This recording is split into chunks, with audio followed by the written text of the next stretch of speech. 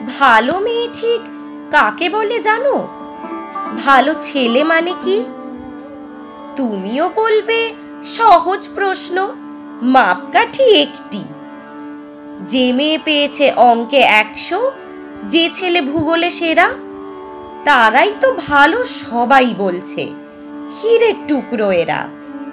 কাগজে ওদের ছবি ছাপা হয়, টিভিতে দেখায় মুখ।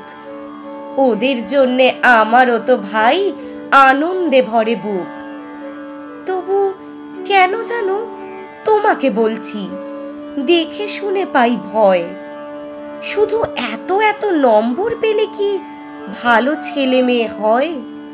আচ্ছা ধরো না, যে মেয়ে পেয়েছে অঙ্কে অনেক কম, তার গান শুনে মুগ্ধ সবাই, হাততালি হরদম। ওই যে ছেলেটা পাশ করে গেছে এবারেও টেনে টুনে, বলতে কি ভাই আমরা অবাক ওর আবৃত্তি শুনে। নাটকেও তার নেশা আছে খুব, পরের বিপদে ছোটে। পাড়ার তিন্নি বাংলায় নাকি 30 পেয়েছে মোটে, কিন্তু মেয়েটা খেলাধুলোতে 10 খানা গায়ে নামি। সত্যি বলো তো, তুমিও বলবে ওরা নয় কেউ দামি? চাই যে অনেক ইঞ্জিনিয়ার, চাই আরো ডাক্তার, পাশাপাশি চাই শিল্পী, খেলুড়ে, স্নেহময়ী সিস্টার। কম নম্বর পাওয়া ছেলেটাই কারিগর বলি আজ। দেশটা গড়তে তার হাতে দেখো কত দরকারি কাজ।